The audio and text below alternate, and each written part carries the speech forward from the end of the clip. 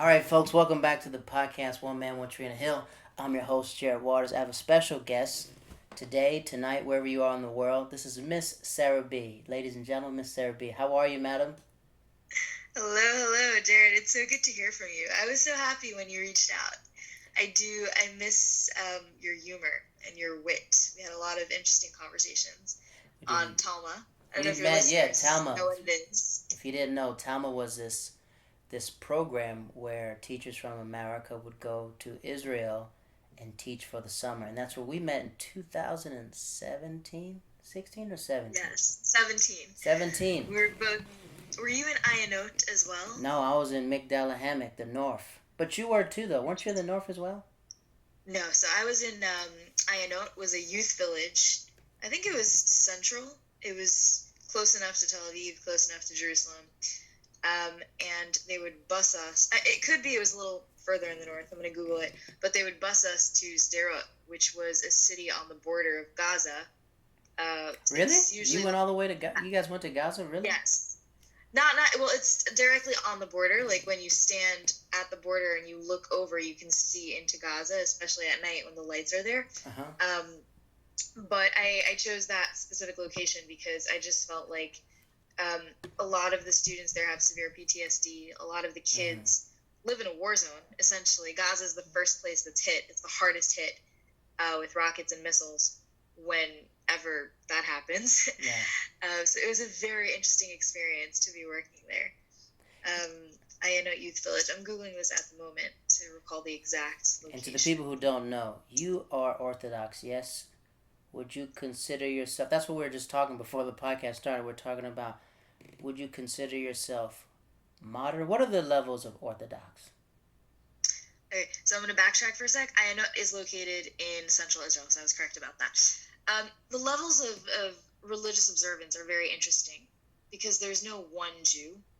And many people who may have been born into a certain level would later on leave, join maybe a stronger one or a bit of a less observant one. So I'll try to recap this. There's a pyramid of sorts. Okay. I would say that at the top of the pyramid, the most observant would be Hasidish, otherwise known as Hasidic. Why do they call it different? Why do they say it two different ways?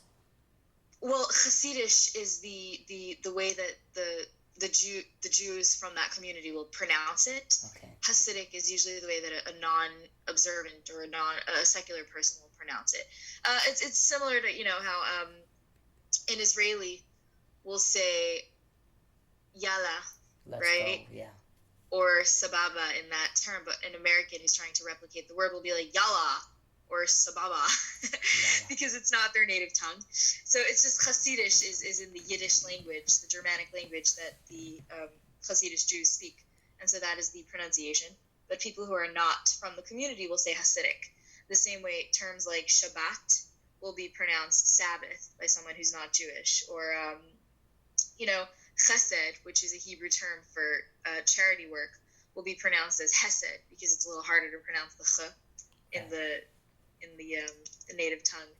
But Hasidish is really at the top of the pyramid. These are the Jews with the very long side locks, the black fur hats, the black coats that reach down to their knees. They tend to be very observant of the letter of the law, but they take it a step further. So an example, I'll stick with modesty or Sabbath as the example. Sabbath, for example, comes in Friday night and it comes out Saturday evening when 3 stars are out. So Hasidish people will wait an extra 40 minutes, known as Rabbeinu Tam. They'll wait an extra amount of time after those 3 stars come out, as if to say, we're going to go above and beyond. We're going to wait for more than the time that's required. Right. Or with modesty, for example, the laws of modesty are that a woman must cover her collarbone, elbows, knees, right? So a lot of people in the Hasidic community will take it a step further and say, we're not just going to cover, the basic collarbone. We'll close the top button on our shirts, which is above the collarbone. Or a married woman is supposed to cover her hair. So in the Hasidic community, many women, when they get married the night before or after their wedding, they'll shave their hair completely, and then wear a head covering on top of that as well. So the Hasidic community is usually the spirit of the law, the letter of the law, and then an extra mile.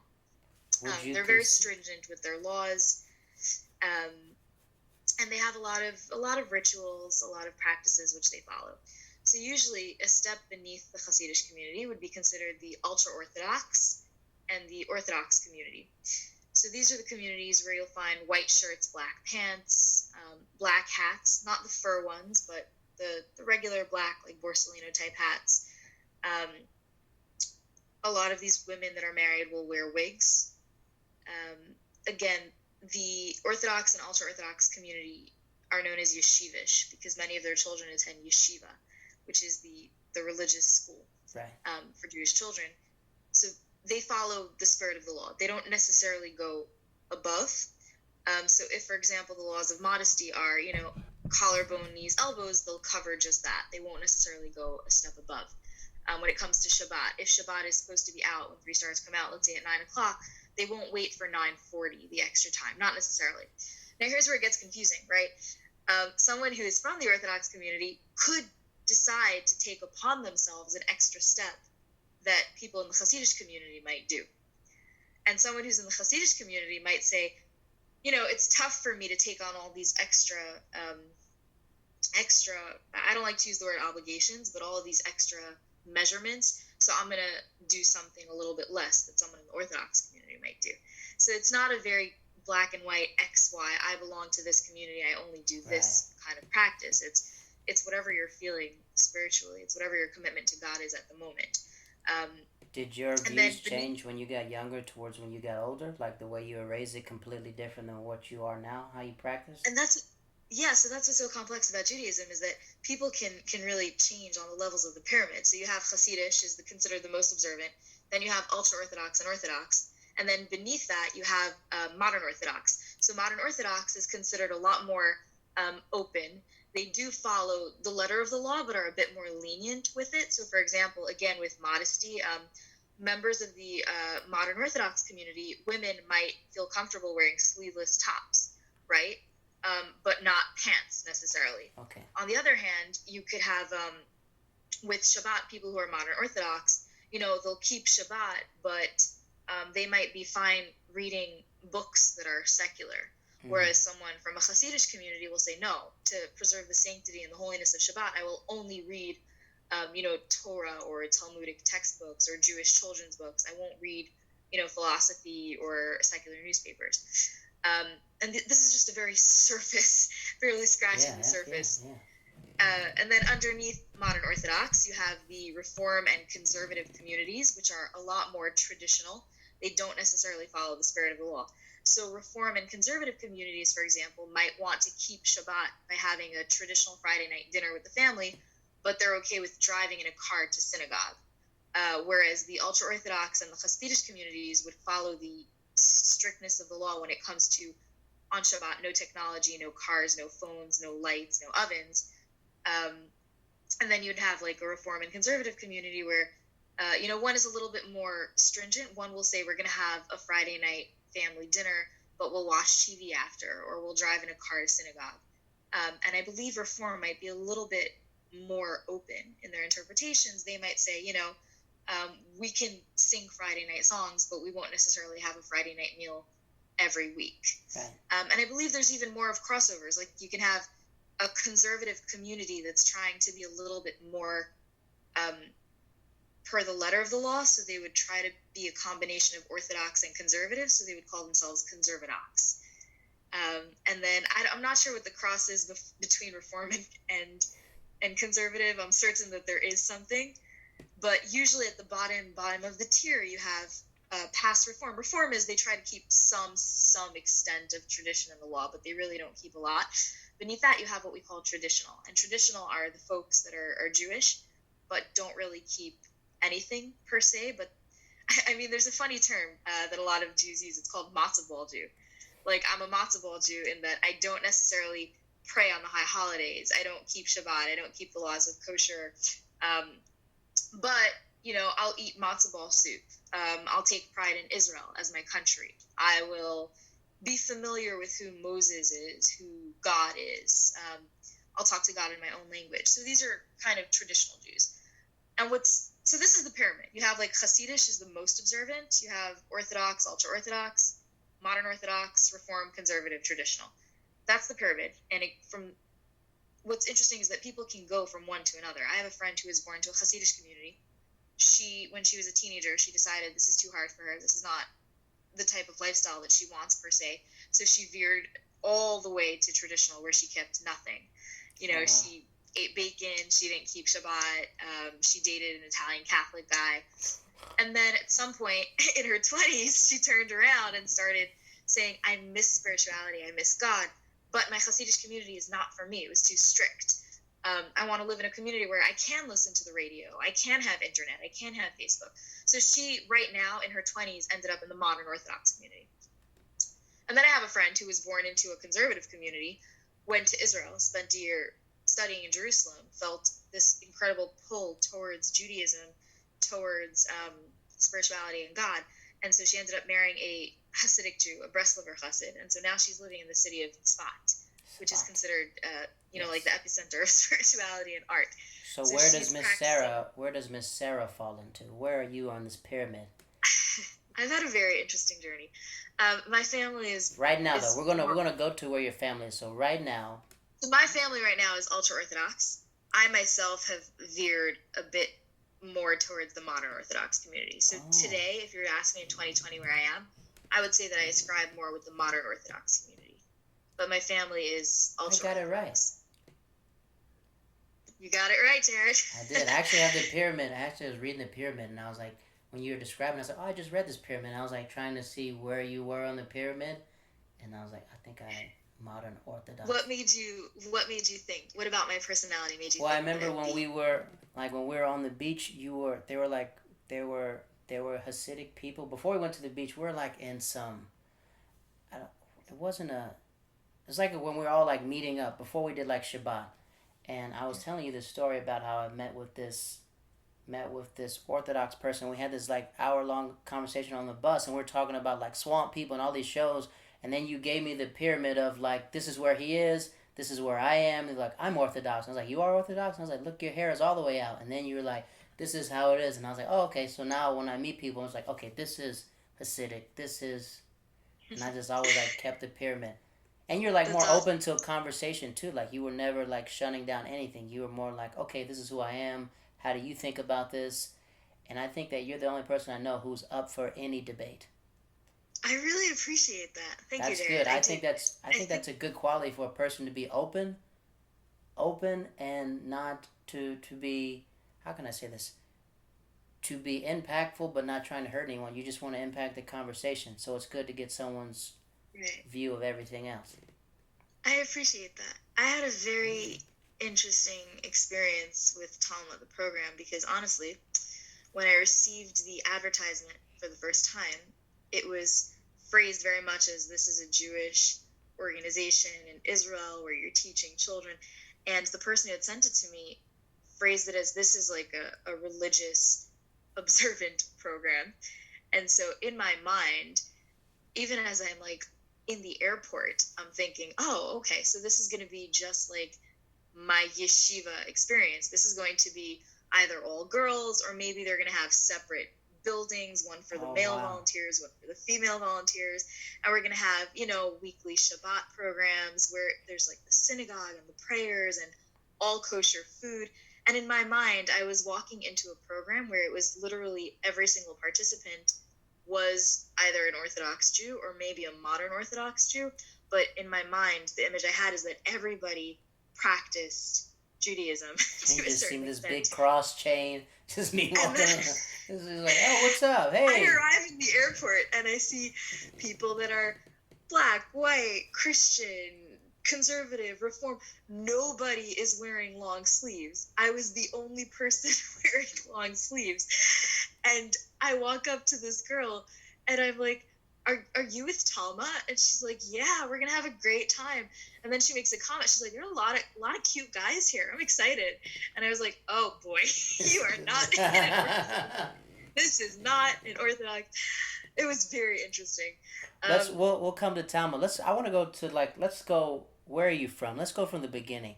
Where were you born? Where was Miss Sarah B born? If someone had like a book and we're reading chapter 1, where were you born? I was born in Brooklyn, New York. Really? Born and raised?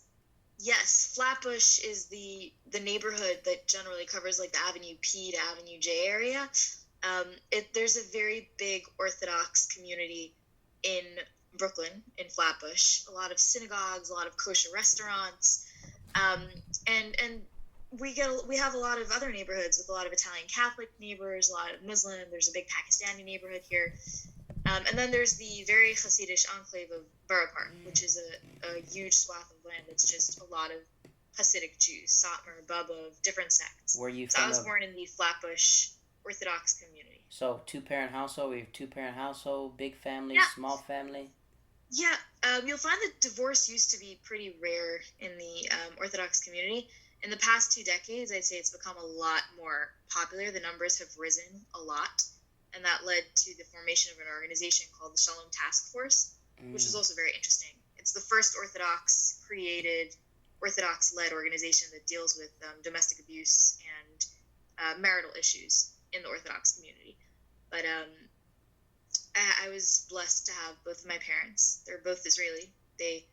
My dad finished the military and came to New York to look for a job after the military. He was a paramedic in the Air Force. What would you say your dad is? Where did he come from before Israel? Where does his people? Because people I remember when people were asking, "Are you Brazilian?" You're like, "No, I'm not Brazilian." I get a lot because of my skin. My dad's family is from Morocco. My mom's family is from Egypt. So we are an interesting Moroccan-Egyptian breed. Brazil comes in because my grandfather, my mom's father, he was a rabbi in Jerusalem. And then he got a call to a city in Sao Paulo, Brazil, basically. There was a Jewish community there, and they had no leadership. They didn't have a community rabbi. They didn't have a shochet. Shochet is the Hebrew term for the man who, the butcher. Essentially, it's the guy who slaughters meat to make it kosher. There's like a whole set of laws involved in that. So they didn't have the shochet, and they didn't have the mohel. The mohel is the man who does circumcision on newborn babies, essentially, the rabbi who does that. And so my grandfather was trained. He was a trained shochet. He was a trained mohel. And he agreed to take his family to Sao Paulo, Brazil. And my mom was maybe 7 or 8 when he moved the family to Sao Paulo, where he became the rabbi of the Jewish community there. And he stayed there for about 10 years or so, training a shochet, training a mohel, Does living your mom with the know community. Portuguese? She does. My mom speaks 7 languages fluently, which is super cool. So mom is from Morocco. Mom is from Egypt. Yes. Where in Egypt? Her side is from Egypt, and then my dad's side's from Morocco. I was in Marrakesh. But they themselves were both born in Israel. My mom was born in Jerusalem, and my dad was born in Morocco, but when he was 2 years old, his entire village in Morocco, they all got up and they walked. They literally traveled by foot to Israel because they thought that the Messiah was coming. And so they established themselves in Israel. It was a time when Israeli government was mostly white, Ashkenaz, European Jews, and they did not have the best views of dark-skinned Sephardic Jews. And so they would place them in these little seaside villages that were not really built or established yet. Well, how did your dad feel about going to a country where he thought it'd be a whole lot better, right? He thought it'd be a whole lot better. Did he just feel like discrimination? There was a lot of discrimination. My grandfather actually died. My grandfather was a very wealthy man who sold jewelry in Casablanca. He had a house, he had servants, he had a whole, household, and then he moved to Israel. And when he arrived in Israel, him, his family, his entire village was basically sent to the city of Ashkelon, which was rocks. It was literally, they had no buildings, they had no infrastructure, they had no sewer, no piping, nothing. It was just huts and rocks, and they were set to work by the government at the time. They were told, okay, you're going to build this city up from scratch. And the kids would literally just play in the streets in the mud. They didn't have schools established. There were no buildings built. And so this whole community of Moroccans joined other immigrants, and together they physically built the city up with their hands, with they were not skilled laborers, they learned. Would they be considered the Arabic Jewish community? Would that be a proper term? It could, because a lot of these people came from Yemen, Morocco, Tunisia, Libya. Most of them spoke Arabic, if not, their own native tongues from their own cities. but they were definitely mistreated and looked down upon as inferior. And And Yala's that still Arabic too, right? exists today. I'm sorry? Yala's Arabic as well. Yala is actually an Arabic term. It's an Arabic term. I've noticed a lot of the Arabic terms are like mixed together. A lot of them. Yeah, Hebrew is colloquial because there was biblical Hebrew, which came from Tanakh, the Torah, but that Hebrew is not the spoken Hebrew of today. The Hebrew that's spoken today is a combination of biblical Hebrew with Arabic words, a lot of Semitic languages, some French words. You'd be surprised. So growing up, it's good that your parents embraced you with this culture. So you knew exactly where you're from. You knew that my dad came from Morocco, mom came from Egypt. What languages does your mom speak? Let's list them all. So my mom speaks Hebrew because she was born in Israel. She speaks Portuguese because she was in Brazil and Sao Paulo for a long time. She speaks Spanish because it's very similar to Portuguese, and she learned it while she was in Brazil. And then when she turned 16, she needed an Orthodox Jewish high school to attend, and there were none in Brazil, Sao Paulo. So my grandfather took the whole family and moved them to America. Instead of going back to Israel, they moved to America. So my mom came to New York when she was 16, and the only Orthodox Jewish observant high schools at the time were Hasidish in Borough Park. And so my mom learned both English and Yiddish at the same time at the age of 16. It was very interesting because the principal put her in a first grade classroom for a couple of weeks so that she could learn English and Yiddish. And she was a very proud 16-year-old teenager in a first grade classroom, but she pushed herself to learn the language. And so she learned both Yiddish and English at the same time in the span of a couple of weeks, couple of months, because she had to get, as quickly fluent as she could to go back to a high school classroom. So she speaks Hebrew, English, Yiddish, Portuguese, Spanish, and she speaks Latino fluently because of my grandfather, who spoke it fluently and taught it to her. Ladino is the traditional Sephardic language that's spoken. It's like a Judeo-Spanish language that was preserved by Sephardic Jews. She speaks... Go ahead. Sorry? Go ahead. What's the last one? So she speaks Ladino, and the last one, she speaks Arabic because she and my father would converse in Arabic when they didn't want the kids to understand what they were talking about. That's what I was guessing. I was like, when is she going to say Arabic? I got to... So what languages do you speak? So I speak English, Hebrew, Arabic, and I'm trying to learn Spanish. I've given up on Ladino and Portuguese. That's too much. So when you... my mom also speaks French, sorry, because... So that's 8 languages. That's 8 languages. That's 8 languages, yeah, I'm sorry, stand correct. She also speaks fluent French. Because my dad, who is, from Casablanca originally, speaks English, Hebrew, Arabic, and French. So my mom and dad would speak in Arabic and French. French, too. I don't know if you heard of the show. Have you heard of the show called Rami? I have not. What's it about? Rami. It's about these Arabic Muslims that live in New York, and they're from Egypt. Rami's a stand-up comedian, but like him and the father and his wife, they would speak in French. They spoke Arabic, but they would speak in French to each other. That's pretty cool. I'll check it out. Rami. It's a really good show. Very, very, very different, I think, but you would like it. It's funny. It's like it's funny. So, you growing up, are you the youngest, oldest, middle? Where do you fall? Really? The oldest of how many? 6. Sweet Moses. Really? Yes. And that's actually considered a pretty average-sized family for Orthodox. It's funny because there's a mitzvah, there's a commandment in the Jewish Torah, pru urvu, which means you shall be fruitful and multiply.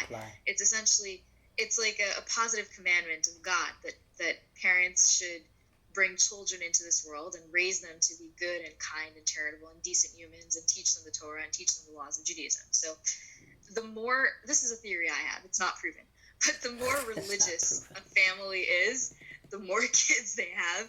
So in the Hasidic community, it's not uncommon to see families with like 8 kids, 10 kids, and they're adorable. You'll see these kids in matching outfits walking around in Borough Park, and a lot of times the older kids are holding the hands of the younger kids. So it's pretty common to have families with a lot of kids. And then you have the ultra-Orthodox and the Orthodox communities where it's very common to have between, 4 to 6 to even 8 kids. I think it's not as many as the Hasidic families, right. But usually And Well, then in the modern Orthodox A lot of Hasidic communities, families, when they're down south, since I'm from Florida, we would, down south in North Carolina, we would see these people, and we just think they're regular Southern people because everyone else had big families. So it was like, oh, I think they're from Texas. Yeah, I think that's where they're from, Texas. And they're like, no, we're Hasidic. Like, oh, all right, yeah, cool. What is it like yeah. being the oldest? So what's the age range? So the oldest is what? I am 28. I have a And brother who's what's 26, the baby? sister who's 24. The youngest is 16. Oh, wait.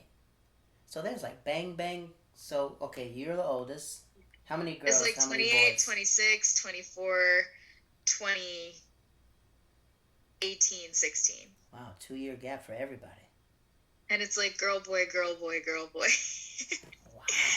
That had to be amazing So growing up in like a big family like that. Who are you closer to? Like if you would are you the mama bear sister or I am. I'm the why is she telling me to wash the dishes and do my homework? I hate her sister. oh you're that person. Authoritative. But I'm also I have boy troubles, but I don't want to talk to my mom about it because I'm not supposed to have boy troubles. Yalla. So I'll go to Sarah and I'll talk to her at 2 in the morning. Sister. So alright, so you're growing up, so when you're probably like 2, you have your first sibling. What's like elementary school growing up? Did you go to what type of school did you go to? Did you go to like a public school or did your I parents went want to no. So usually, in the modern Orthodox and up on the pyramid, going upwards, you'll have very specific schools that are only for your community. So, for example, Hasidish and ultra Orthodox Orthodox, they have yeshiva. So the girls' schools is all girls, only girls, usually all female teachers. It's called a Beis Yaakov. And then the boys' schools are all boys, usually all male teachers, and it's called a yeshiva. So And they what differ because the boys' focus is mostly learning Gemara and Talmudic text, hmm which is something they're trained to do at a young age, already third, fourth grade, up until 18, 19. And the girls' focus is more on laws, like the laws of modesty, the laws of kosher, learning about Psalms, learning about the Bible, learning about the prophets, the texts, the stories, Jewish history. So I went to a Beis Yaakov, an all-girls yeshiva. And this is also done for everything. This is done elementary school, high school. Now, the modern Orthodox community is different in that their schools are co-ed. So they will Oh have really? yeshivas. Yeah, the modern Orthodox community will have a yeshiva, depending really on the level of religiosity. They'll have yeshivas that are where the students are taught Talmud, they are taught Torah, they have prayers, but sometimes it's co-ed. The girls and boys will learn together. So what's it like as a brown girl being inside this school with all other girls? What's your first memories of like elementary school? Did you have a good one? Do you remember? Do you still have friends? Because I figure people in New York, you guys have friends that are from like elementary school and from like middle school, and all of us we're like from like different places. So to meet somebody from elementary school and still be friends with them as an adult, we're like, what planet are you guys from? But like in New York, it's Right. such a small area that it could happen. So It could, and what's your also first when you friend you ever factor in, had in elementary school? Do you remember that? Do you remember what your yeah, teacher her was name is like? Michal, and we're still friends together. Michal. We just hung out yesterday. That's the thing is also when you're in a religious community and it's a very closed off, insular community, you tend to keep your friends because they're not just in elementary class with you. Their parents go to synagogue with you, Mm. and their family is at the yearly Hanukkah party with you. And when someone in the community dies, everybody knows about it, and everybody goes to the funeral, even if they weren't in the same school as you. So my best friend from childhood, her name is Michal. Michelle is her English name that she goes by. Um, we also have a personal connection because her parents and my parents lived in the same building together, and they're good family friends. So we were both put in the same school. I went to Prospect Park Elementary School, and we both were in the same schools together, raised together. We had Shabbat meals together, Hanukkah parties together, Purim parties together. Um, and even though she went to Prospect Park High School and I switched to a different high school, we still maintained our friendship. We're still friends today, and we'll very likely be friends until the day we die. She been And in your that's how it wedding? is with many yeshivas. Is you form these bonds, and it just stays with you. It's very different from public school, in that also you have your one class, and that is the one class that you stay with your entire first Oh, to it's 12th like grade. Boy Meets World. In a way. Have you ever seen that show before? I've not. That's why I'm laughing. Oh. They That's stated another this. thing It's about the being same group of raised kids that religious. like they're the same group of kids. Because when people ask, I'm like, why is this teacher teaching them for their whole life? but it's like the same group of kids in the same class. What was your first teacher's name? Do you remember your first teacher? Does your teacher grow with you, or you get different teachers? You get different teachers, but the students and the parents stay the same. My first grade teacher, It's okay if you don't remember the teacher's she name. was such a sweet woman. She taught me. I remember she would give out cookies in math class because I hated math, and they were such good cookies. The Reisman kosher cookies. What was her name? Oh goodness, she was an older woman. She passed away about a decade ago. I don't remember her name. Oh, Mrs. Dickman. Mrs. Dickman was for English, really and for Hebrew was Mora Feldman. Mora is the Hebrew term for teacher. Mora. Yeah. It's used in Israel today too. Mora. I'm pretty good, you know. They speak fluent Hebrew at my work, so I'm always just picking it up. Really? Yeah, it's dual awesome. Language. What's a Hebrew word that you enjoy, or that you just like the sound of? Leshevet, sit down. Do your kids pop up a lot? You gotta tell them to sit down. Maybe because that's the first thing when I started co-teaching with my first Hebrew teacher. She just kept saying Yeshevet, Lashevet, and I was like, me? And she's like, no, not you. Keep going. That's one. awesome. I'm so curious to hear about your experience. That song, Pinot. No, a lot of it. That's a funny song. Okay, so we get to elementary school, and it's going with all girls. So what is it like being with all girls the whole time? Is it tough? Is it more like women camaraderie and stuff like that? Pretty much. Because you guys are all like the same culture, same religion, so it's really like us against the world, really. In a way, yeah, but also there's no mingling really. And again, I'm talking about the ultra-Orthodox, Orthodox, and Hasidic communities.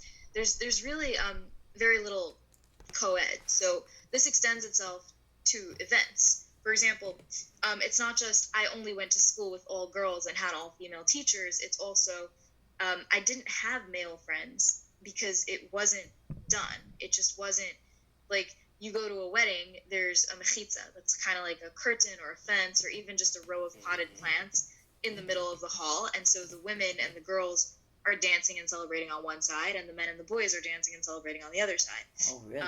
When it comes to synagogue prayers, right, the women usually have Ezrat Nashim, the women's section, and the men are in their section.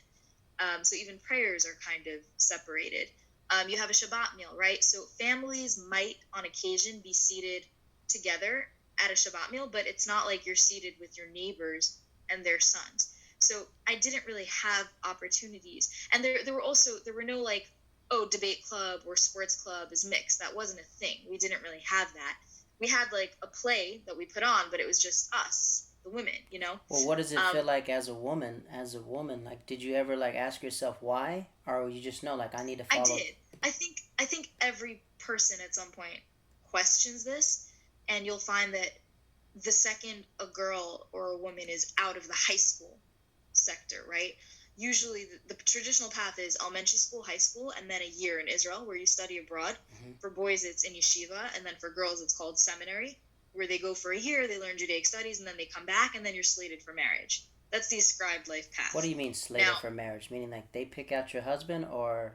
No, meaning it's like expected. Like, okay, you finished learning, now you could go to college and start earning a degree, but at this point, your main goal in life is to become a Jewish mother, to get married. So Jewish women start dating around 18, 19, 20. That's when they start the dating process. And Jewish men start around 21, 22, 23. And this is, again, this is for the very religious, the ultra-Orthodox, Orthodox, Hasidic communities. Right, but like, Modern Orthodox people start a little later. I would say like around 20, 21, 22 for the women, and 23, 24, 25 for the men. So let's just stay on Sarah. So Sarah's life. As you're going through middle school, when you have these questions, do you talk to your mother or do you ask your dad, like, why is it like this? Why is it like this? Do you find yourself as a rebel?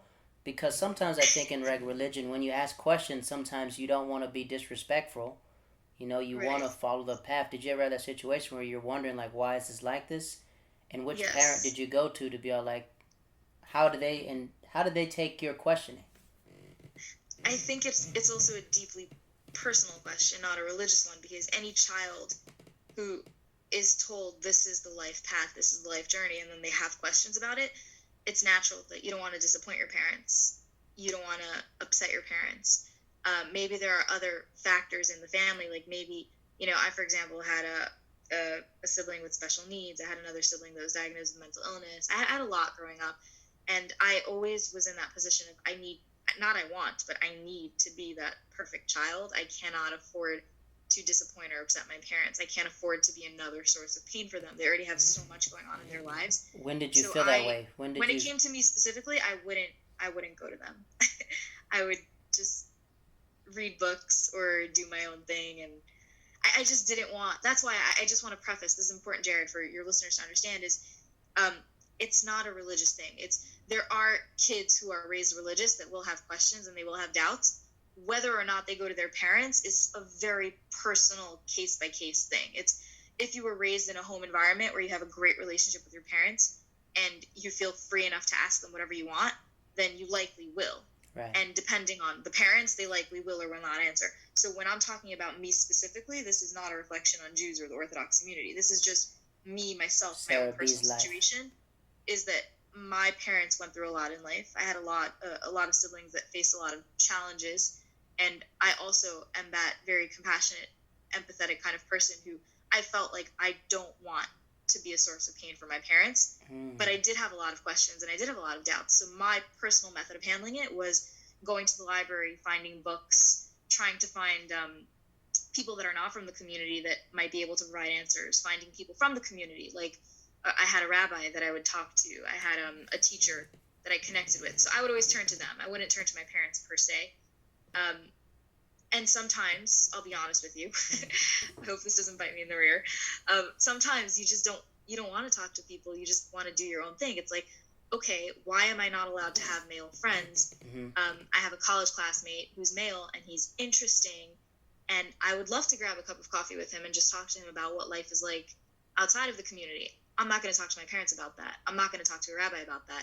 I'm just going to privately on my own make up a time to meet for coffee with him and schmooze and then keep that conversation to myself. I'm not going to share that with anyone because I fear it might be frowned upon or it might not be appreciated or, Okay, so does that kind of answer your question? that makes perfect sense. It makes me I want to bring two questions. Do you hear that noise? Something's dinging. Oh, sorry. Oh, I wrote a question down. That was my question dinging. I asked a question. Okay, two questions, right? The first question is, growing up, because we know this is specific to you. We're not saying that these are all the religious things. This is just your life. So that's why we brought you up, because you have a very unique perspective. And that's why I think that most of the time, when you said you fell in love with books and you started educating yourself, I think that's why to today you always find a unique way to look at any situation, because it's like you're not like a jack of all trades, but sometimes it's like anything that you might not think she knows, she probably has an idea or an opinion about it. And I find that interesting. Right, but I'm like an encyclopedia a little bit. It's just like you throw a topic out, it's like, no, Sarah, say something. Sarah can join yourself. And I think that's a rare skill to know how to join yourself in a conversation and not be clueless. Does that make sense? It does, but you'd be surprised at how many conversations I had to be clueless in before I gained that skill. And it's sometimes still ongoing. Aretha Franklin passed away. I'm sitting at the teacher's table in public school, and they're like talking about Aretha Franklin. And I pop in and I'm like, who is she? Oh, Jesus Christ. And I know. Whoa, never mind. And everybody at the teacher's table is like, Sarah, how are you, a public school teacher living in New York City, and you don't know who Aretha? And I'm like, you know what? Instead of yelling at me, here's my phone. Let's go to Spotify. What's your favorite song of hers? Who is she? Why did you like this woman? Why did you respect her? And now I know so much about Aretha Franklin, but it's because I used to be very embarrassed to ask. I used to feel stupid. I mean, I was raised where I had no internet. I didn't have a TV. I didn't have movies. This is commonplace in more religious communities, even in Muslim and Catholic communities a lot of times, so I didn't know a lot growing up. And then I found myself in situations where it's like people are discussing this movie, this show, this artist, this movement, this concept, and I'm just clueless. And at first, my method was shut up, say nothing, and pretend that you know everything. And then when they ask you a question, give a very I became a master at the deception. At the politically correct response. Like people would be like, "So, have you ever heard of cardiovascular? I don't know, like some random." And I'd be like, "Yes, well, I find it fascinating, but I'm more interested by," and then a different how to topic that I hijack do the know. conversation. And then at some point I was like, what are you doing? Why are you just ask. Just say I don't know. Tell me what you know. But that's a skill. Don't believe in that's a skill that you have. I don't believe in just learning from other people. I want to learn for myself, so I would try to pursue and learn as much as I can. I think that's what I found out, that you're very open, and I feel like that's the best person to learn, is someone who's open. You're open for not just critique, but you're open to learn new things. Like I'm from Florida in North Carolina, but I grew up in the Netherlands and Japan, so there's a lot of things I didn't know. I just figured out just asking people and asking different things, which made me think of another thing that you brought up, being the oldest and having siblings with special needs. Did you feel like when you said you had to be perfect, did you feel like you were sheltering? You didn't want your brothers and sisters to be exposed to anything like that, or you just felt like, when did you feel the needs like, I need to be perfect? Because that's a tough thing to take on, trying to be perfect. Like, how old were you when you realized like, yo, I need to be perfect because I don't want my parents to worry about this? That's a tough burden to take on as a child or adolescent, knowing like, I don't want to be a burden to my parents. And they probably don't even know you felt that way. They don't. I hope they don't hear this. Oh gosh. I honestly, it's a really powerful question. I think I've never thought about it before, but in thinking about it now, and I appreciate that you asked it. My brother was born with a stroke at birth. My mother was giving birth, and she was telling the doctor, I feel like I'm in labor. The baby's coming out. And the doctor pretty much ignored her and said, no, you don't know what you're talking about. It's not coming out yet. Wait. And so when he was born, he came out and the umbilical cord wrapped around his neck. So he was choked. He was deprived of oxygen for a few minutes, which resulted in a stroke. And my parents were immigrants. They were not American. They were immigrants. They were struggling with the language. They had no family here because both of their families, everybody was in Israel. They were here completely on their own. They were also Sephardic, which Mideastern Jews, darker skinned Jews, again, didn't really have a lot of, there was not a very big community back then. It was mostly Ashkenaz Jews. And so they were on their own and they were struggling a lot. And I just remember that brother is about 5 years younger than me. I just remember my parents coming home and crying. And I remember Shlomo, his name is Shlomo, he was really young. And I just remember thinking like, I brought food to my mom and I was like, Ima, you need to eat. Ima is mother. He was like, Ima, you need to eat something. I was young. I don't remember how old I was, maybe 8 or 10. And I just remember thinking, I need to take care. I need to make them better. I need to make this pain go away. I need to just fix. And that I don't know why, but I think it's stuck with me for the longest time. Like even now, I find myself in situations where it's like, oh, there's pain, I need a fix. Oh, there's sadness, I need a fix. Oh, I have my own pain. No, I can't let that happen because I need I need to. Wow, it's so weird to vocalize thoughts that you've not thought of before. Yeah, well, sometimes you can see that in a person. Sometimes I think I was saying, I was like, you got to check on your strong friends. They're always the strongest person. You wonder like who's spotting them. Like if you're lifting weights, there's always when you're doing the squat rack, you're supposed to have a spotter there. Who spots you? Who's the person in your life that spots you when you feel down or when Sarah's not the strongest? Who's that person? Have you found that person yet in your life to like spot you or hold you up when you feel down? Because that's a lot to carry on your back since a young child. Or have you found that yet? I don't think I have. I'm hoping that, God willing, one day I find my soulmate and maybe they can be there for me. Maybe, I can be there for them. I don't know.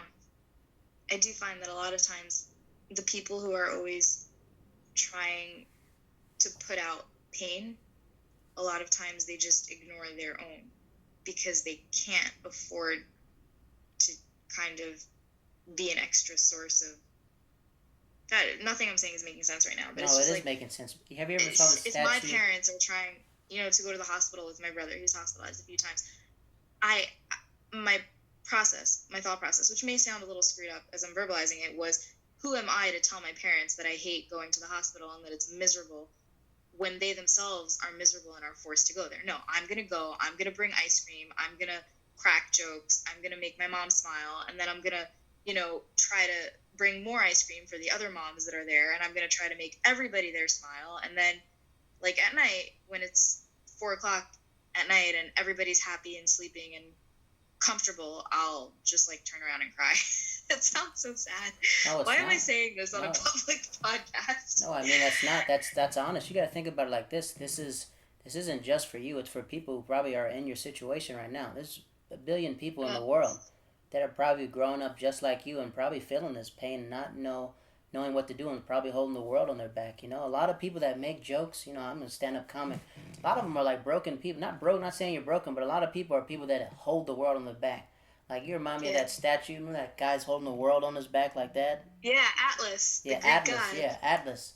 Because sometimes, like, when you notice that someone's, like, always are listening, always are doing that, you're like, it's like, I wonder what her story is. Like, why is this world on her back?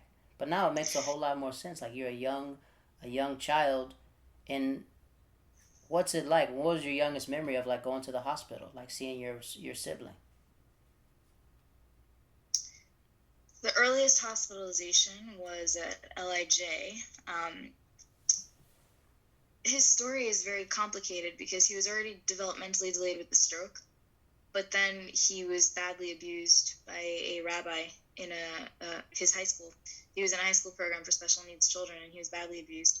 Like, and physical or like mental abuse? We're not certain. We suspect it was a combination of sexual, physical, and mental. Jesus. But he just kind of came home and he broke. He stopped talking for a week. There was pure silence. And then the next day it was just nonstop, constantly gibberish, phrases, threats that he was repeating that we know people had said to him. And we've been to many doctors, but the ultimate diagnosis was psychosis, which is when the brain is severely traumatized and it keeps reverting to the trauma. So the earliest memory of this particular difficulty was when Passover, one of the biggest holidays in the Jewish calendar is Passover. 7 days, you're with family, you do a thorough cleaning of the house, you thoroughly prepare, you're cooking like a few days in advance. This is like a hardcore, imagine like Thanksgiving, but 7 days in a row and twice a day. So Erev Pesach, which is, before the holiday, my brother, he's up and he's screaming and he's having an episode and we don't know how to control it and it gets really bad. And we have to call Hatzalah, which is the volunteer Jewish ambulance company. Okay. So they arrive. Now, my mom is like in the kitchen prepping for Passover. My dad was also like running around doing last minute errands. The kids are all home. There's no school. It's a hot mess. Okay. So both of my parents get into the ambulance with Shlomo and they drive off. They don't have their phones. They don't have, because it was a scramble. It was like, the ambulance arrives, you gotta go. There's no go bag. It was literally, where's our insurance card? Where is ID and credit card? Go. So they leave. Now, this is like 9 o'clock in the morning. Passover is like that night. It was the next day. This was like 6-7 years ago. So I'm waiting. 2 hours pass, 3 hours pass, 4 hours. I don't hear from them. So I Google all the local hospitals, Maimonides, Mount Sinai, and I start calling them and asking, do you have a Shlomo? Do you have a Shlomo? No response. Fine. So then I start calling psych. I call a couple of psych places, and they're like, we have no record on file. And at this point, I'm bugging out. There's like 6 hours left to the holiday, and I don't know where my parents are. I don't know where my brother is. I don't know what's going on. And the younger kids keep looking at me like, okay, what are we doing for the holiday? Like, what's happening? They're also freaking out. So I pretend that everything is fine. I'm not panicking. I'm like, guys, don't worry. Abba Nimar with Shlomo, he's fine. Everything's going to be great. They might not come back tonight because they have to stay with him, but it's fine. We're going to do our own Pesach Seder. We're going to do our own, keep this one busy, give this one a video, give this one food. And then I finally, I decided, I'm just going to reach out to someone in Hatzalah. So I call the Hatzalah company. I'm like, where did they drop him off? They're like, oh, they dropped him off at this hospital. Fine. So I call that hospital, and they're like, I'm sorry, ma'am, we can't give out private information. I'm like, I'm their daughter. I want to know where my parents are. They're like, we can't give out private information. Fine. So I hang up. I call back 10 minutes later, and I'm like, my mom called me asking for the insurance information. She needs it for my brother. Is she there? And it was a different nurse. So she's like, oh yeah, 1 second. I need money. So she then calls me back and she's like, no, I'm so sorry. Your mom went to a different hospital. They transferred him to a facility in Long Island where he's going to be staying. Like he's being hospitalized at Long Island Jewish. And I'm like, great. I have no way of reaching like them. So I thank the nurse. I call Long Island Jewish, and again, I pull the same insurance scam to get them to actually like give me my mom on the phone. I'm like, yeah, I have the insurance card number in front of me. And the woman was like, give me the number. I can't give you, I can't give away. I was like, no, I don't feel comfortable giving insurance information. I'm sorry. I need to give this directly to my mother. So she finally puts my mom on the line, and my mom is like, oh, Sarah, everything's good. Thank God, we found Shlomo a place, but he's going to be hospitalized here on Passover. So Abba and I are deciding who's going to stay with him for the whole holiday. And I'm like, I can hear her pain. I can hear that she's really upset about this because no one wants to be alone in a hospital for 7 days of Passover. Like that, it's really rough. Right. So I started calling Chabad, and Chabad is a sect of Hasidic Jews. They're wonderful people. They're very loving. Their whole mission in life is to help people grow closer to God and to help people. So what they do is they have rabbis stationed throughout literally every country in the world where any Jew who's traveling can just reach out and say, hey, I need a place for kosher food, or I need a place for Shabbat. And they do the same thing with hospitals. So this hospital had a Chabad rabbi, as do most hospitals.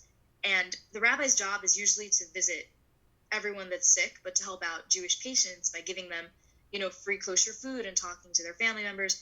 So I call this rabbi and I'm like, listen, you don't know me. There's like 5 hours left till Passover. My brother was just hospitalized there. My mom is going to have to stay in the hospital alone with him, and it's a miserable thing. And I'm trying to see if there are any hotels or any places walking distance to the hospital that my family can go to, and we can try to make a family Passover, because you can't drive on the holiday. You can't have technology, And this man, God bless this man, he says to me, if I get to meet your parents face to face and I see that they check out and they're Jewish and they're decent people, they can use my house. Wow. His house was a block away from the hospital. He was going to his in-laws with his whole family. And just to give your listeners some understanding of this is a tremendous sacrifice, because when a Jewish person cleans their house for Passover, they are literally removing any bread, any crumbs. They're dusting, they're wiping, they're cleaning the entire thing. Like shelves are covered in silver foil. The refrigerator has new lining in it. And for this man to allow a family of 7, because my brother was in the hospital, that he had never met, to live in his home and put their food in his oven and like use his prayer books and sit at his table and sleep in his kids' beds and everything, was such a tremendous act of kindness, but also on Passover, after his house was cleaned for Passover. Like, it's even more mind-blowing. So I immediately call my parents, and they meet the rabbi, and I find a way. My dad comes, picks us up. We quickly get food in trays. We put it in the oven, and we spend Passover, the whole family there. We all get to visit my brother. How old were you when this happened? I was maybe 20. 19, 20. But yeah, we made it happen in like 5 hours. So it's one of my earliest memories. That was the first hospitalization. Yeah, that's like the grace of God. You know what I mean? Like favor. We call it favor. Like when you have favor with somebody. So it was completely not. In Hebrew, this term is hashgacha pratit. It means God's divinity. Like God is watching out for you, and He's just being there. He's present, and He's finding ways to make things happen. Shlomo's how old? How old is he? Now he's 23. Just turned 23. 23. So before 20, that was an amazing story. Before 20, he was never hospitalized. You just always. He had a lot. He went through intense physical therapy, speech therapy, occupational therapy, his entire childhood. I mean, and that was my childhood too, because I remember when I was in like 8th grade. I was maybe 13. Go ahead. Did you ever feel like attention? Did you ever feel like the attention that he took the attention? Did you ever feel like that? Not like he took it, but did you ever feel like the attention was on your brother? I mean, I was always in that like caretaker role. I like my brother and my sister. My sister also was injured when she was younger, so both of them had to go to physical therapy twice a week. Now my parents were home with the younger kids. So I would be the one. My mom would say, okay, the car service is outside, so you're going to go in. I was like maybe 14, 15. It was like, you're going to go in the car with Shlomo and Hadassah every Monday, Wednesday. From 6 o'clock, we'd leave. We'd get to the place by like 6:30. I would sit in the waiting room while they would each have their therapy sessions. Wow. And then I would get in the car, take them, and go back home. So like you're talking like 6 to 8:30, sometimes 5:30 to 9, twice a week for about 5-6 years. I would take them to their physical therapy place, and a lot of times it was like, you don't focus on, oh, the attention's not on me.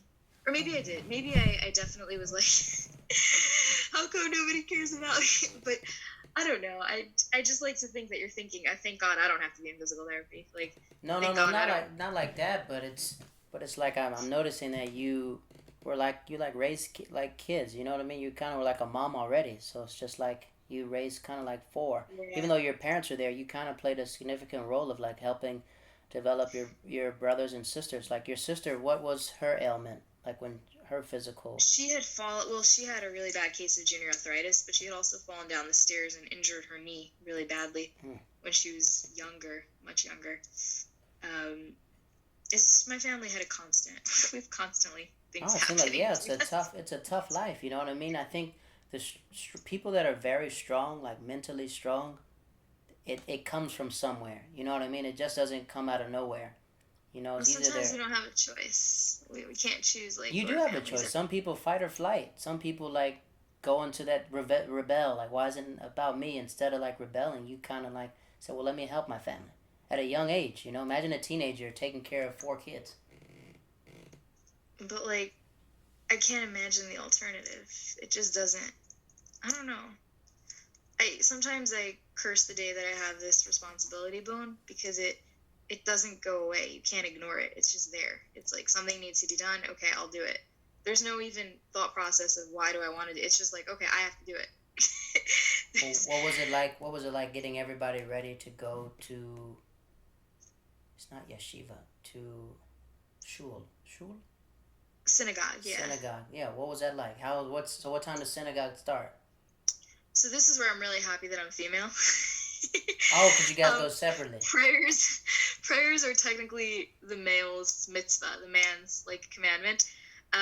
In Judaism, it's interesting because men and women have such gender-specific commandments and mitzvot. Mitzvah. I'm trying to think of what would be the best translation for the word mitzvah. To explain to your listeners, a party, mitzvah right? is like a good celebration. A celebration? That's interesting. Mitzvah?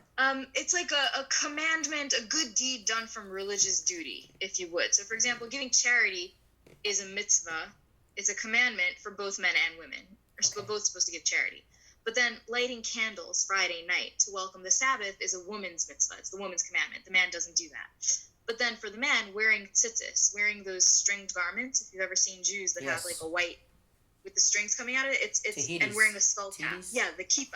Kippah, yes. It's like the black skull cap that they wear on their heads. That's the male's commandment. Women don't have to do that. But then because it's a reminder of someone being above you. People ask like, what's the kippah for? It's like, oh, Muslim men will sometimes wear a skull cap too. It's a reminder that there is a God above you and he sees you. It's a reminder to kind of act in an embodiment of God. Like I have a piece of God in me. I have to act like a godly person. I can't do bad or harm to others. But the woman's deed is to cover her hair when she's married, right? Men don't have to cover their hair. Women do. Also modesty. Like women have to cover their bodies, collarbone, knees, elbows. Men don't have that commandment. But on the other hand, men do have to pray 3 times a day in Judaism. In Islam, it's 5 times a day. In Judaism, it's 3 times a day. Women are not beholden to that same commandment. Like, we are told that we should pray, but it's known as a mitzvah zman grama, which means that it's a time-based commandment. And because women are expected to have children, be mothers, it's not easy for them to have a time-based commandment because, if you're supposed to have shachrit, the morning prayer before noon, and then you're supposed to have mincha, the afternoon prayer before sundown, and ma'ariv, which is the evening prayer, before sunrise or whatnot, if you have children and you have a schedule that you adhere to, it's very hard to have a time-based commandment. So women are exempt from prayers. It's not to say that they don't pray. Many women do pray, and, it is a commandment of ours to pray, but it's not like But do you still have to physically go? No, so that's the thing is we don't What physically have to age? go to What age synagogue. do you physically don't have to go to synagogue? Because I see kids in synagogues. Yeah, so a lot of parents will take their kids to kind of show them and teach them from a young age the love of connecting to prayer and God. Men have the commandment of when they pray, they have to pray in a minyan, which means a quorum of 10 men. So that's basically what commands them to go to synagogue. It's like, I have to pray with 10 men. I don't have 10 men in my living room. I got to go to synagogue to do this. Got it. Women have the obligation to pray, but they're not obligated to pray in a minyan. So I can pray in my kitchen, in my basement, in my backyard, in my living room, whenever I want. It's a lot easier for me. So your goal was... My brothers had to go to synagogue. So this is, again, in the Hasidic, Orthodox world, it's usually by bar mitzvah, 13. That's when the obligation to pray with a minyan begins. And so most men and boys, like 13 and up, they'll have to pray in synagogue. So that's where they'll go to pray. So what's it like? So are you like the one to get everybody ready? It's time to go to synagogue? No, that's my dad. My dad will wake up my brothers and be like, Shlomo, Aaron, time to go, let's go. So he'll take them to synagogue. I'm like, I'm gonna stay in bed, happy and comfortable. Is it 3 girls and 3 boys? Yeah. So what about the baby? What's the baby's name? Yehuda. Well, we call him JJ because his name is Yehuda Yosef. Judah Joseph. So yeah. I'm very good with these names. So he's in high school right now. 14. Yes. Then which will go from, let's go youngest to oldest. Number 6 is JJ. Number 5 is... So then we have Adi. Adi is Hebrew for precious gem. A gem, yes. I have a lot of it. I've noticed in Israel, a lot of them has the same name. Mitan. Yeah. There's a lot of, because Israel has a lot of Talmudic and biblical names that have very special meaning. And then there's a lot of the traditional Jewish history names, like the matriarchs, like Abraham, Isaac, like Avraham, Yitzchak, Yaakov, Sarf, Rachel, Leah. Yaakov. My name, yeah. So Adi was like Adi Hodea. Hodea means grace to God, grateful to God. My parents are really grateful for her. Yaakov. So she's, and then above her is Shlomo Chaim. We call him Shlomo Chaim. Two of your siblings are named Shlomo? No, Shlomo is the one who's special needs. And he's 23. Yeah. Okay. So it's Yehuda Yosef is the youngest. JJ. Adi Hodea is the girl who's above him. Adi. Shlomo Chaim. Chaim means life. Shlomo Chaim, Solomon, basically life. That's his name. Is the one who's special needs. He's above her.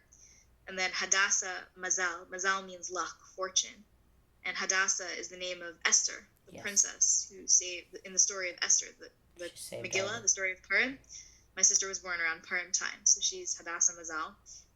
She's 24, 25. And then Aaron is above her. Yeah, Abraham. He's 26. Aaron was Abraham's right-hand man. No, he's Moses' right-hand man. No, Aharon. Aharon was the leading Kohen. The Kohen was the holiest priest in the Beis HaMikdash, the holy temple of the Jews. So Aharon was the brother. Actually, you're right. Yeah, Aaron was Moshe's brother. Holy cow. I use hip-hop terms. That's his right-hand man. Yeah, you're right. Okay, wow. This is funny. Okay, I stand corrected. Aaron was Moshe's brother, yeah. Yeah. Moshe Rabbeinu was Moses, the leader of the Jews, and his brother was Aaron HaKohen, the holy priest of the Beis HaMikdash. You are absolutely right, Jared. It's awesome how much Jewish knowledge you have. Well, the Torah and the Bible is pretty much the same until the New Testament. That's why I say we're all good until the New Testament comes in there. My name's in the Torah as well. Yaed. Really? So how does Jared? What's the Hebrew? Jared, Yaed. Yaed means chosen one, descending one. Yaed is Methuselah. Methuselah is Noah's dad. Yes. Wow. And Jared is Methuselah's dad. That's so interesting. So the Hebrew for Methuselah, I guess that's Mesushelach. But I know it's Jared because when I was there, they're like Jaed. Like Jared was like, yeah, Yaed. And then they're like, oh yeah, you're right. That's so interesting. I always wondered about the origins of your name. Yaed. That's pretty cool. My mom got my name from, she met this white dude in college and he was very nice to her and that's where she got her name from. The white dude named Jared. What did your mom study? So, okay, here it is. He was the son of Mahalel. Oh, father of Enoch. Excuse me, father of Enoch. Yeah, Ed. I'm the father of Enoch. But then we go towards Adam, then Noah. So yeah, I'm after Adam, then Noah. Because Noah's dad is Methuselah, right? Yeah, Mr. Shalach, yeah. Yeah, Methuselah. And then Methuselah, his dad is Enoch. And then here comes Jared. Wow. Yeah, that's how it is. Methuselah, then Jared. Noah. So Jared is the forefather of Noah and his 3 sons. That's how I fit into this thing. But me and all my brothers, we all have biblical names. My sister's name is Keturah. My sister's name is Keturah. Keturah is Abraham's second wife. My other sister's name is Candace. Interesting. Candace and how does Candace fit into the Bible? Candace is... Oh, I forgot. Oh, Candace. Biblical. I remember her name, too. It means... I know it's Candace. It means she was the queen of the Ethiopians. She's in, Acts. Interesting.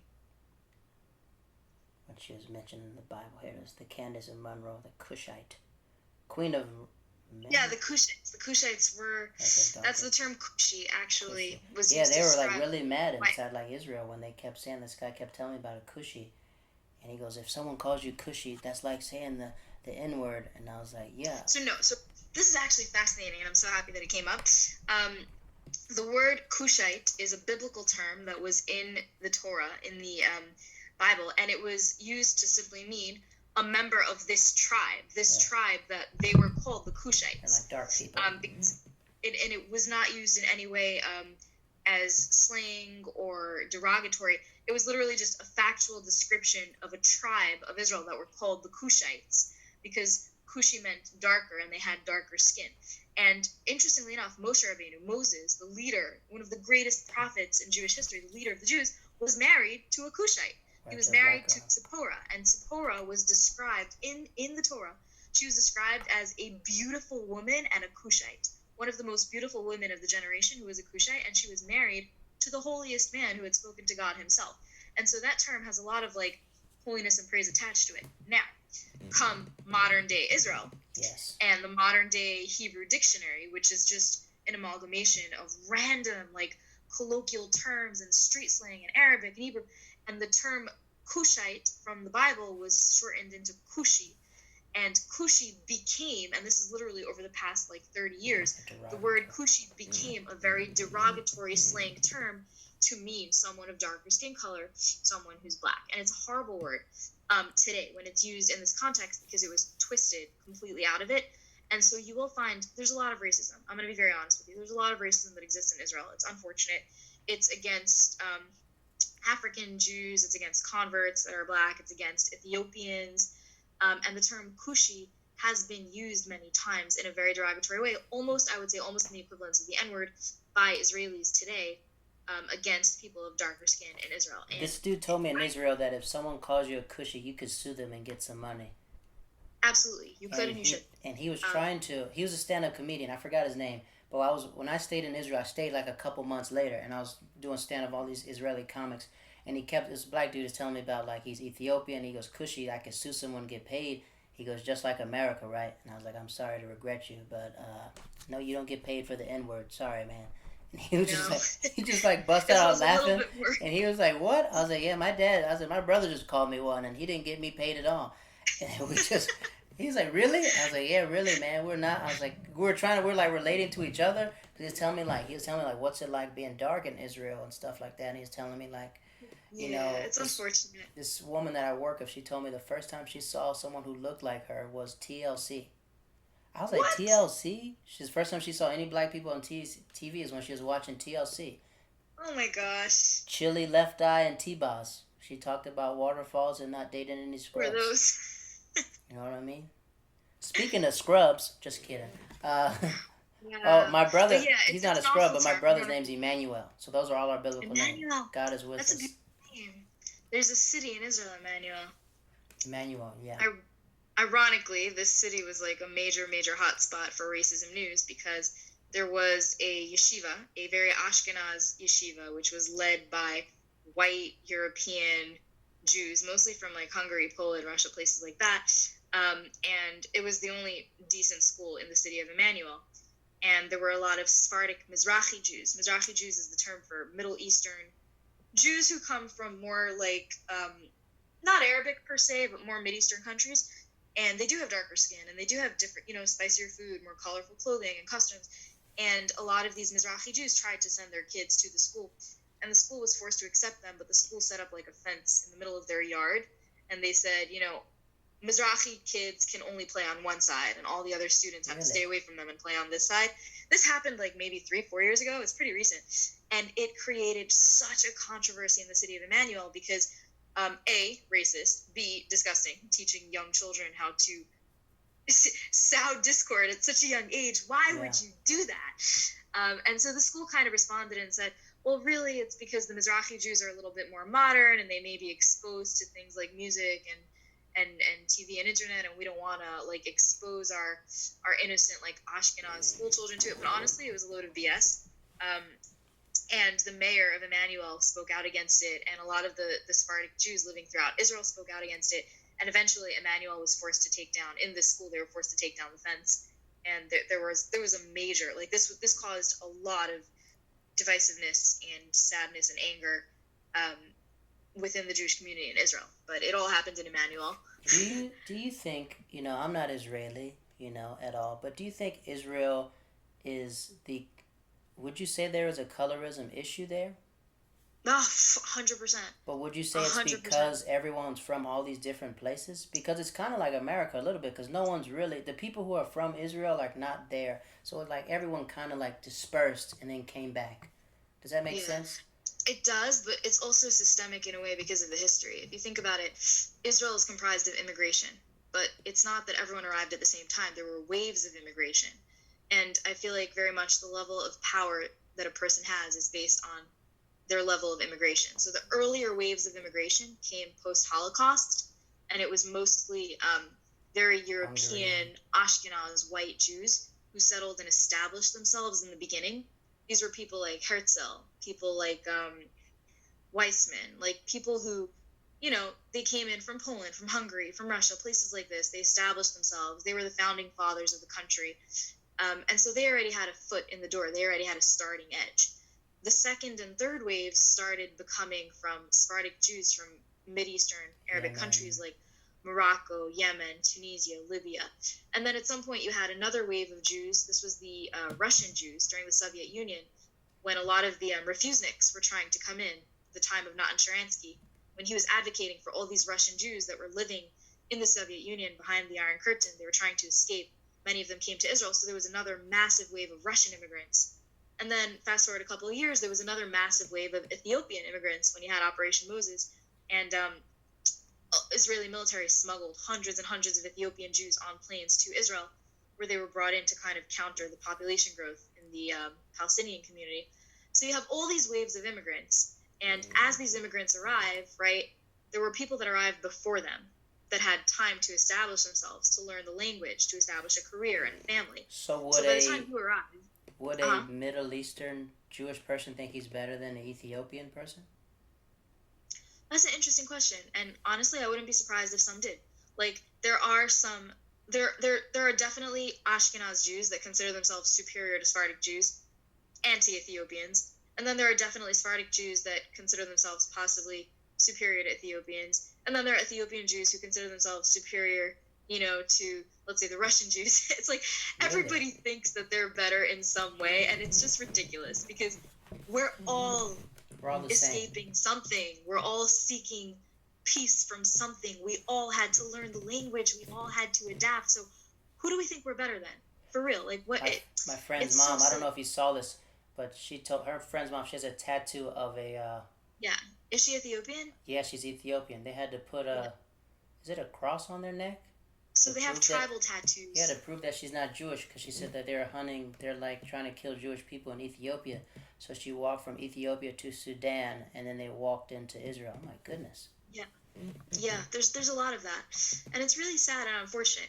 But right now, there's zero denying that racism is so built into Israel to the extent that right now, the 9 Supreme Court justices I mean, the entire Supreme Court in Israel right now is mostly white Ashkenaz.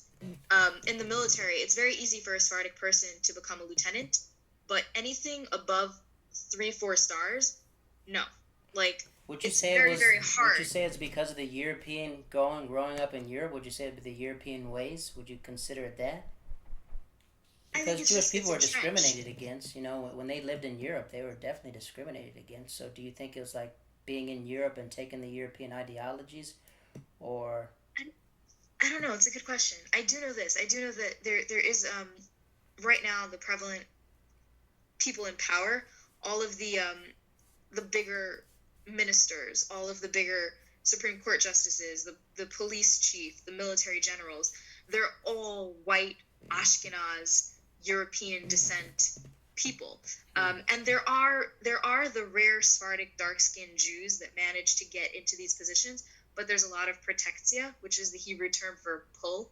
Like, these are people that will align themselves with the left, the political left, or they will kiss rear end to get to where they get to, or a lot of times they'll just be very, very talented individuals and their talent will be recognized, but they'll also know a lot of people in power, which is how they get to that position.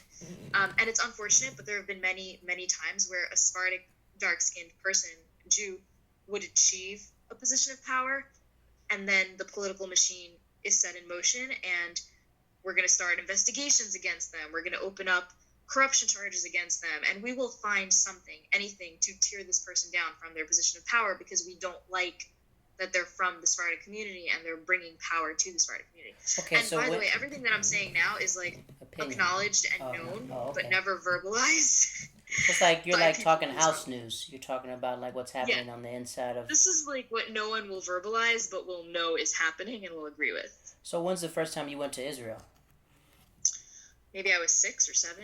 I go to Israel as often as I can because my dad's side and my mom's side, they both live there, and I love it. It's my homeland. I'm So very patriotic. I'm grateful to be American, but I feel very connected to Israel as my homeland. would you say that when you go back to Israel, how are you perceived? Are you perceived? Do people know you're Ashkenazi? No, you're not Ashkenazi. Will people know that you're No, Sephardic? I'm like brown skin. I Yeah, do look a Sephardic, bit right? darker. I'm automatically perceived as Sephardic, and I've had people in Israel treat me differently at times. I also, because I can speak in an Israeli, it depends. I can talk to an Israeli and be like, Yala, mashlomcha, echakol, so they perceive me on their level as an Israeli citizen. But I can also speak to them as an American, and they'll just view me differently. It's like, atem like you're American, Get you out don't of here. understand. Um, I've had people look at me like I'm too Jewish when I'm in Tel Aviv on the beach or at a bar. It's like, Sarah, like in Talma, for example, I went to a Saturday. It was like Thursday night. Everybody went to Tel Aviv to this bar, this dance club. They're dancing around, and I went because I was awfully bored and I felt very isolated and lonely. And everybody there was like, Sarah, what are you doing here? Sarah, are you allowed to be here? Sarah, you shouldn't be, like, you're religious. Like, what's a religious Jew doing here? Oh, It felt horrible. But then at the same time, I'll go visit my aunt in Bnei Brak, my very religious aunt and uncle in Bnei Brak, which is the equivalent to Borough Park in New York. It's like this Hasidic, very Orthodox enclave. And I'll have my aunt tell me, like, Oi, Sarah, pull down your skirt. It's not covering your knees. Oh, Sarah, did you remember to pray the Mincha prayer today? You have to remember to pray it. So you're stuck in this very odd, hellish position where you're too Jewish for some people and you're not not like Jewish Jewish. enough for some people. How did you feel? Okay, let's compare. So that's in Israel. What about in America? Did you ever feel? How did you feel in America? Did you ever feel like you were? Did So you feel like you you have belong that more in same America? example. Say Huh? that again. Do you feel like you Sorry, what belong did more in America, or do you feel like you belong more in Israel? Like, how are you perceived in America? So what I just mentioned previously, the same thing happens in America too. I have friends, lots of friends here that are not Jewish from different communities, and they'll say things to me like, "Oh, so you have Facebook, like, but you're Orthodox? Like, Orthodox people don't have Facebook." That's ignorance. Yeah. Or I had someone call me a liar because I posted something online about how, racism exists in the Jewish community. Unfortunately, it exists in every community. Like, who are we kidding? But we are not treating Black converts as well as we should. And it is Oh wow. it is on us. The onus is on us to welcome them into synagogue, to welcome them into our schools. And I had people message me and say, you're not Orthodox. I mean, why are you bashing the Orthodox community? And you have Facebook, and you have a job as a public school teacher? Oh my gosh, you are not Orthodox. You are lying about being Orthodox. And I was like, what? Are these Orthodox people saying this to you, or these are like people who aren't even Orthodox? So a combination, which is why it was so weird. Like, I have had instances here where I'm in my hometown, in my native city, and there are people telling me, like, why are you at a Christmas party? You're Orthodox? Like, Orthodox people don't go to Christmas parties. And I'm like, but my school is having a party where all of the teachers are there, the students are there. I want to show them solidarity. I don't have to believe in Jesus to attend a Christmas party and say happy holidays. Right. You know? And the fact that I do go and support you and wish you a happy holiday doesn't mean that I'm abandoning my faith.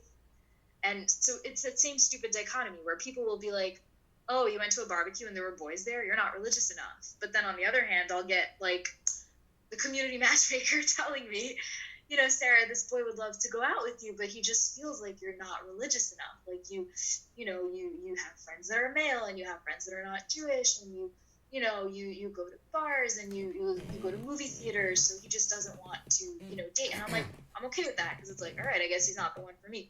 But do you feel like an outcast sometimes? At times, yeah. And you it's think about it, like, I'll wager that there are plenty of people in my position from religious communities who have felt rejected because they were too religious or because they were not religious enough. Like, I doubt that I'm the only one that this is happening to. Okay, so let's pack that again, because you dropped a lot of knowledge on us. So you say you feel like an outcast, right? And at the same time, you have all this at home. At home, you're pretty much the second mom. You're helping out your brothers. You're helping out your sisters. So what is it like? When did you start dating? Like, when's the first time you ever went on a date?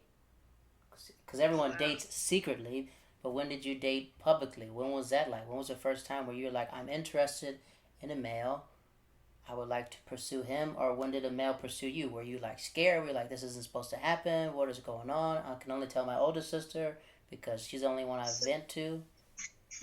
So it's my younger sister will do that to me. That's a great question. So to unpack that, with dating in the Orthodox, ultra-Orthodox, and Hasidic communities, it's a little bit different. But generally the way it works is when a girl comes back from seminary, from a year in Israel, you have elementary school, high school, a year in Israel, and then you come back, you're automatically considered ready. Like, you're ready for dating. This is the time in your life, 19, 20, 21.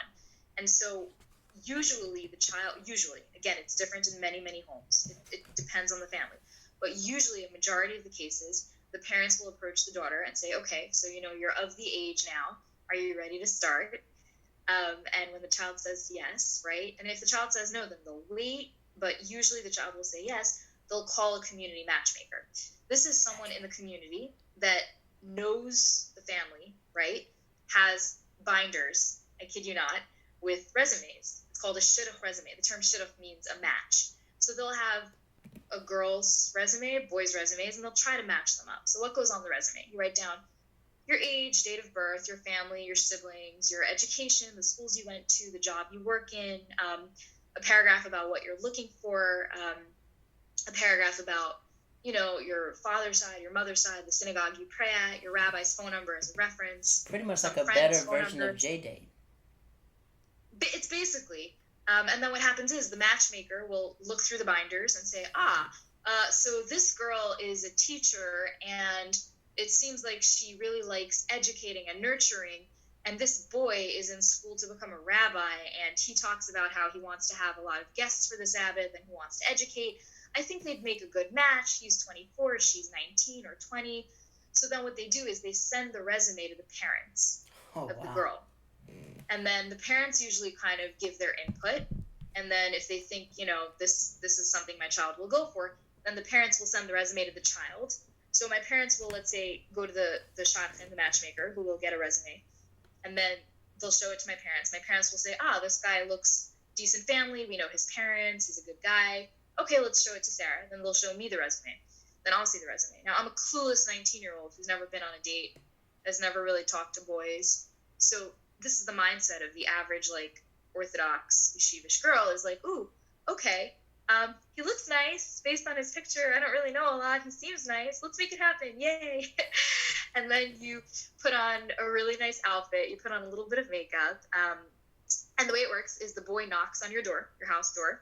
Your parents will open the door, greet him, say hello. Your father will schmooze with him for a couple of minutes. Oh, so where do you learn? What are you learning? Who's your rabbi? While you kind of stand on the side with your mom. And then your parents will smile at you and wave. The boy will walk you out to his car, open his door, the car door usually, close it. And then this is where it differs. The average first date is like a Coca-Cola in a hotel lounge. In a hotel lounge? There's not a lot of like alcohol in this particular community. So it's not like, let's go to a bar on a date. It's usually always, let's get a coffee somewhere or let's get a drink somewhere. And the somewhere is usually always the lobby of the Marriott Marquis or the lobby of the Sheraton or some fancy like. Do people take pictures? Place. No, you don't take pictures. So you sit down, you get a drink that's usually non-alcoholic, and you talk shop. It's literally like, so where do you want to live? I want to live here. My school is here. How many kids do you want to have? Do you want to have a TV in your house or you don't want to have a TV? Oh, really? It's like very, very marriage-minded, almost like a business transaction a little bit. But there are typical, getting to know you questions like, so what do you enjoy doing? And what are your hobbies? That kind of thing. And that usually will last an hour or two if it goes well. And then he drives you home. That's it, an then hour? He tells an hour or two, depending on how well it goes. And again, this is just usually the template. This is like, people differ sometimes. Then the way it works is he goes home and he tells his parents are usually waiting. How'd it go? Do you like her? And he says to his parents if he's interested in going out or not again. And then the parents call the matchmaker. Same thing with the girl. Like the girl will go home and tell her parents yes, no. The parents will call the matchmaker. Then the matchmaker will speak to the parents. If the boy said yes and the girl said yes, then the matchmaker will arrange between the parties for a second date. And usually that's a meal at a restaurant. If one party said no, then the matchmaker will call the other party and say, I'm really sorry, it didn't work out. Let's go through our binder and find more names for you, more resumes. So this is like the typical dating process. So how many guys have you turned down? Let's get to it. I've been turned down plenty too. I'm considered a very opinionated, open-minded Right, I was about to say person. you're opinionated. So is that not frowned upon inside the community? Because you have very strong opinions. I do. I mean, I've been turned down a lot. I've also done my share of turning down. I mean, the first How does that feel emotionally? How does that feel? Because you're new to dating? Is that like that rejection could be completely different at an older age? The first date that I ever went on, I was 19. He was handpicked by the community matchmaker. He prayed at my dad's synagogue. My dad knew his dad. My dad approved. And my mother was so excited. She went out. She bought me a new skirt. She bought me a new necklace. Oh, wow. I was nervous. I had never been on a date before. I was 19. I remember fussing around with the necklace, putting on lipstick, wiping it off, putting it on, wiping it off. So he shows up. His name was Moshe Mizrahi. White shirt, black pants, black hat, beard, regular yeshiva guy. He took me to this little cafe where we had I think it was hot chocolate and cake. And we're sitting there. You got a pretty good memory. You think it's I think you remember perfectly well. I remember him really well because I remember what happened with him. I was a journalist before I was a teacher. I was writing for a Orthodox magazine called Mishpacha magazine. And I was the first female to write for them. And I did political. I would go to events, I would interview candidates, and I was very excited about it. I had to fight for it. My parents were not happy with this. So it was literally it was a fight. And I was very proud of my work, and I loved it. And I remember we're sitting there, and he asked me, okay, so what do you do? And I was like, I'm a journalist. And I was really excited about it. And I'm really excited, and so yeah, I'm going to get to interview Alan Dershowitz, who's a top lawyer. And he's going to be speaking at the United Nations. And I got a ticket, and I was so excited, and I'm going to be going. And Moshe just, he kind of pauses, and he looks at me, and he's like, what are you doing at the United Nations? It's not, these people are not good. They don't like Israel. They don't like Jews. I'm who is this dude? Why are you so excited about talking to a man? What, I'm looking for a wife. I'm looking for a mother. I'm not interested in some, high, fancy, whatever. And, it was like a balloon. Pop! All the air goes out. I just remember feeling ashamed. I honestly felt ashamed in that moment. I felt oh, I guess, it's stupid that I'm excited about this. And Wow. I really shouldn't be excited about this, and it's dumb. He's right. And I immediately shifted gears from bragging to like, oh no, but I like this is just a hobby. I just enjoy doing it on the side. And of course, motherhood is something I really want. And like he said one line that I remember, and this is like 10 years ago. Jared, he said, I'm not the type of guy that like sits there and reads bedtime stories. Like reads newspapers to my kids. Like I want you to tell them bedtime stories. And I would like immediately I was like, no, of course, I'm gonna tell them Bible stories at night, and I'm gonna tell them stories from the Torah at night, and I just want to be a mother, and this is all just like on the side. I'm not. It was like immediate like clean up PR mode. Wow. How And you like and submit? then You were just so submissive. Where did you he learn that if dropped you me off. didn't date? Like, how did you know how to be, to like submit, like to? I was like in immediate PR mode. I was like, he's gonna tell the shotgun crazy things about me, and then the Okay. shotgun's gonna tell my parents crazy things about me, and then I'm gonna get yelled at. Like, no, I need to immediately shut up and just like peas and a please and just make up an excuse about why this date, like why he's not working out for me. So he like drops me off, and he actually told my parents that he wants to go out again. Oh. um, and I remember thinking in my head like, oh my god, he's an arrogant prick. I don't like this guy. But I can't say no because my poor mother is so excited and happy, and like she spent so much on clothing, and she's standing at the door waiting for me like, Sarah, how'd it go? Oh my gosh. And I tried to very gently be like, I don't think he's for me. And my dad was like, what do you mean? I see him in synagogue all the time. He's so righteous and devout, and he Wow. always prays, and he's a good person, and his family's a good family, and all you need is someone who's like employed and good and stable and kind. And I didn't have an argument. I didn't have a response. Like, what was I supposed to say? He didn't respect my writing. Like, that it seemed so trite, and I knew that my parents wouldn't understand it. God bless them; they're wonderful people. So I said, "Oh, okay, I'd love to go out with him again. Fine." And so I went out with him the second time. And the second time, I think I self-sabotaged because I was just very quiet. I didn't say anything. Like he would ask me a question, and I'd be like, "I don't know. So what are your hobbies? I don't know." Like, You gave him so what you thought what he wanted. talk to me about like school. I like learning. It's nice. Like I was so ridiculous on that date. And then he went home and he told the matchmaker that he wasn't interested in the third date. And my parents were so disappointed. And I kind of pretended to be a little disappointed. I was like, oh, it's okay. Like the next one will be better. But that's like the only date that I remember. The rest of them, I think I just blocked out from my memory. I don't. These are all I from try the not to matchmaker. think. The dates that you're. Yeah, I started when I was 19. I continued all the way up until I was like 25, 26. But did you At want to that get point, I married kind at of gave up. 19? Did you think you want to be married at 19, or do you think that was just culture of growing up? What did you think? Like, I don't know. I think a big part of it was just wanting to make my parents happy and like not wanting to cause them any pain. Another part of it was praying that maybe I might meet someone who's different, someone who's also kind of pretending to wear, like, not pretending, that's the wrong phrase. Someone who can wear the black hat and be part of the community, but also have a different mindset and be different. Like, I kind of slipped through the cracks somehow. I don't know how I turned out the way I turned out, but I just remember praying with every single date that hopefully this guy is different. Maybe he also slipped through the cracks. Maybe he also tries to learn and tries to, like, maybe he's different. And a lot of them were just not different, and a lot of them just didn't really know how to handle me. Maybe I didn't know how to handle them. I think I was judgmental of many of them. I think many of them were judgmental of me. But I just remember coming home so often and being like, no. And my poor mom was always like, but why? He has a job. He's a good person. He has a job. He's a good man. He prays, he keeps kosher, he keeps Shabbat, he's employed. Everyone says such nice things about him. Like, why? I don't know, Jared. And until today, I still don't know if I'll find that person. That's why dating has been so hard for me, is that I've never found that person who's like that in between. Well, and I don't know if I ever will. I don't know. But dating is a scary topic for me. do you think it's because, do you think you were ready to date? Do you think that you were introduced to dating too early instead of like seeing the world yet? I don't want to critique the system.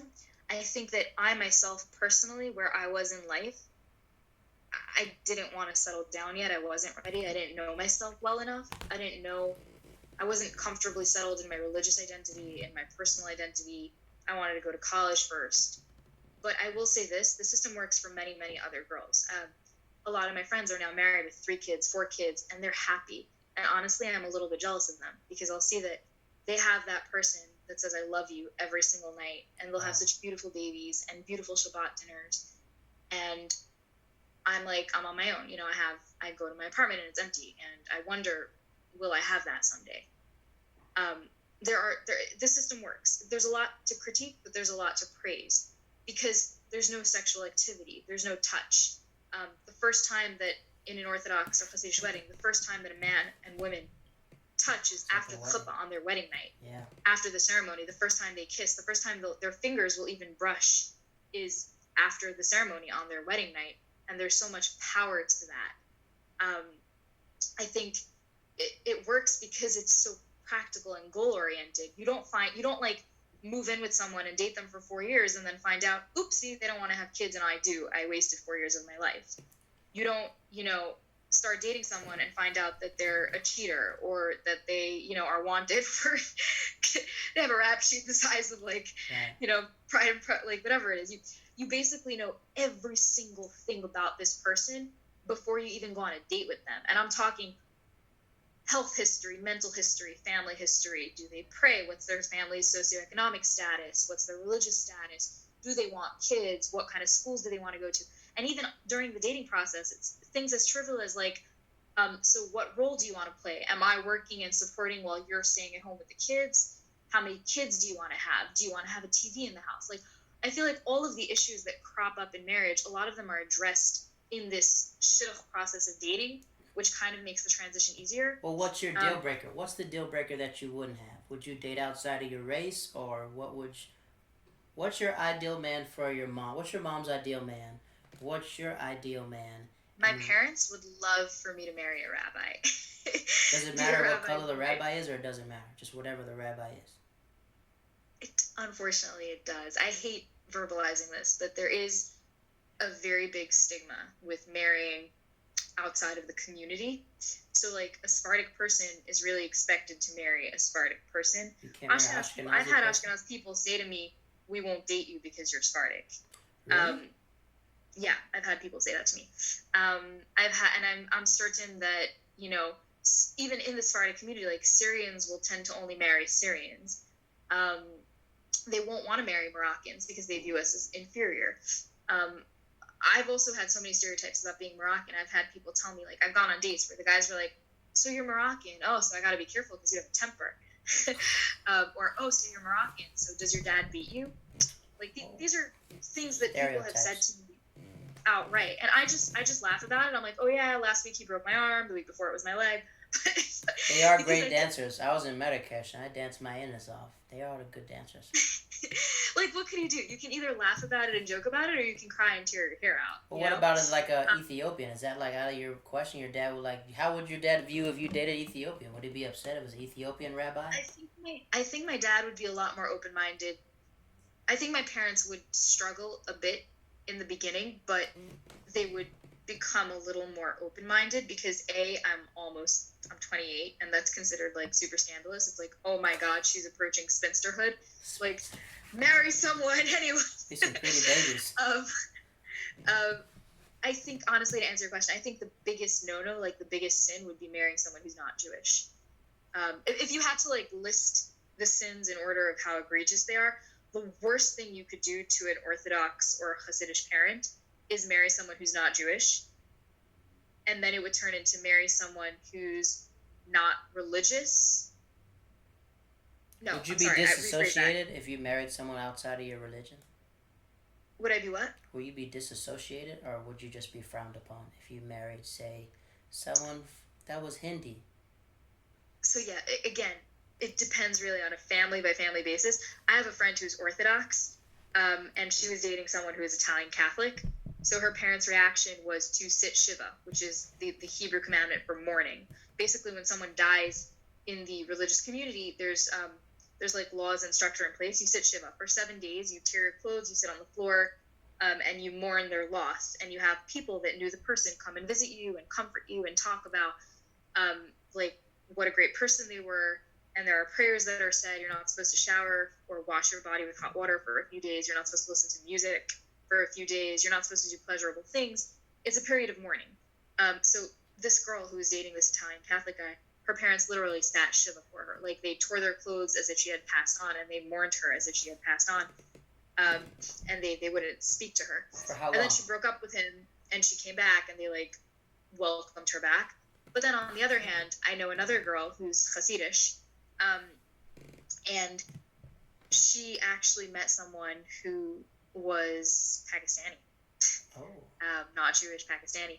And her dad was like, I am not supporting this. I am not paying for a wedding. I am not giving you any money, but you are still my daughter. And so we will, like, leave Brooklyn and, like, take a train to Manhattan to meet her and her, like, boyfriend in a bar in, like, the West Village somewhere where nobody from their community will know them or see them. And they'll hug her and kiss her and say that she loves her, and they'll then go home to synagogue and pray that, like, the boyfriend disappears. But they're not cutting her off. They tell the other kids in the family, the younger kids, you know, like, you know, she's not doing a mitzvah. Like, she's not with someone who's Jewish, and hopefully God, Hashem, will like, help her. And we have to pray for her that she heals and that she, you know, comes back to her senses. But yeah, there's, like, wide extremes of reactions. You could have one family, like, sit and mourn as if you died. You could have one family say, we love you, we don't condone this, it really hurts us, we're going to pray that he, like, moves to Africa or whatever, but we'll visit you in some, like, hole in the wall bar where no one will see us. I don't personally know anyone who's dating out of the tribe that their parents welcome that person in their home and say, come for a Shabbat meal, but I'm certain that they exist. Again, it's such a, like, depends on the family, depends on the case-by-case basis. My parents personally, I don't know how they'd react. They would not be happy. They would cry. They would be in a lot of pain. But you're the favorite. But God is more. Like, have you ever seen Fiddler on the Roof? I have. He's a nice person.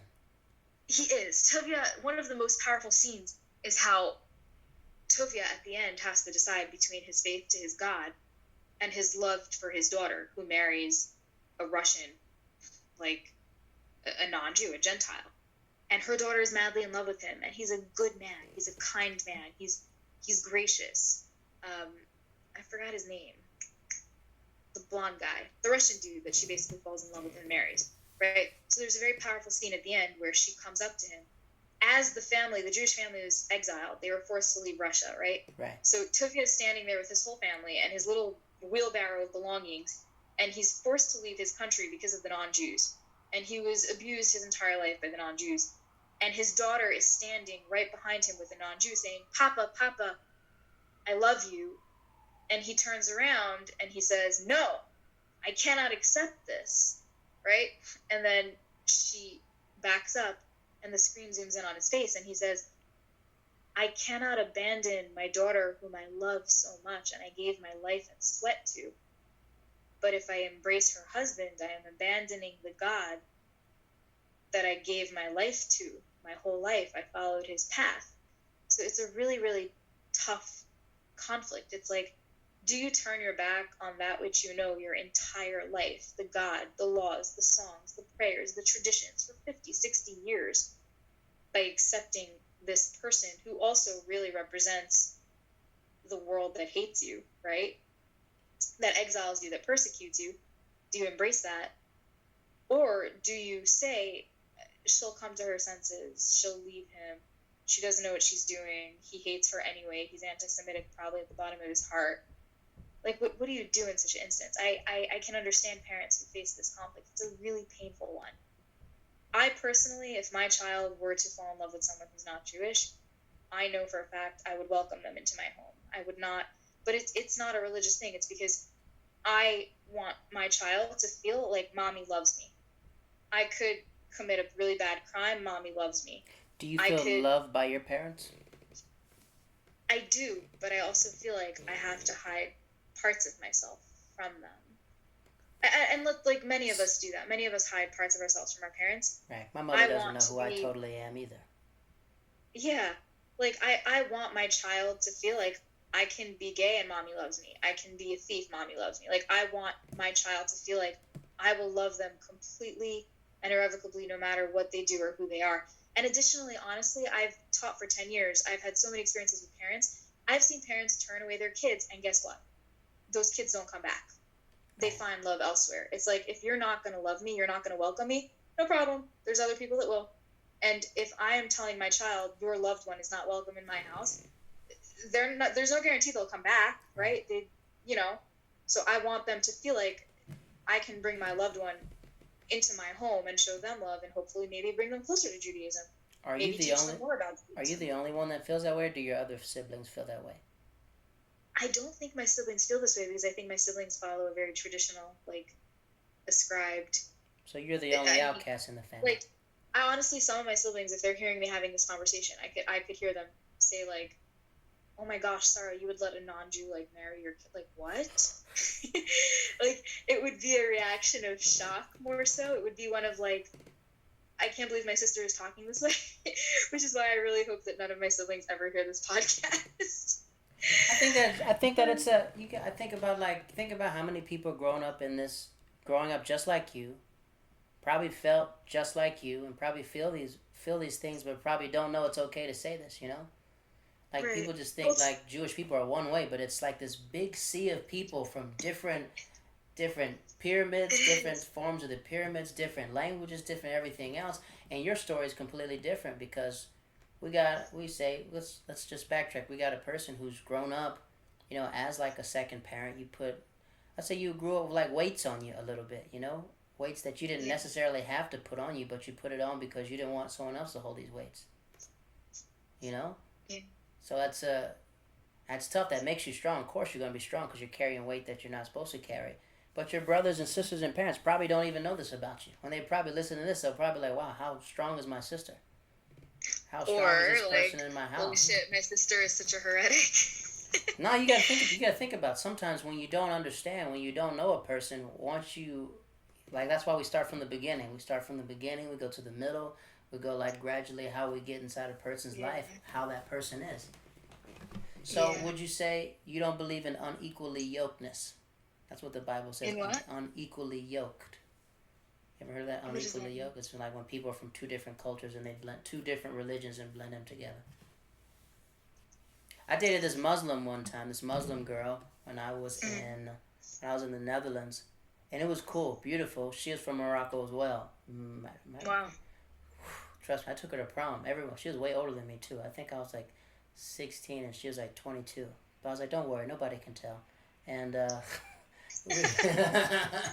gosh. Yeah, I think I told her, I was everybody goes to prom. It's an American thing.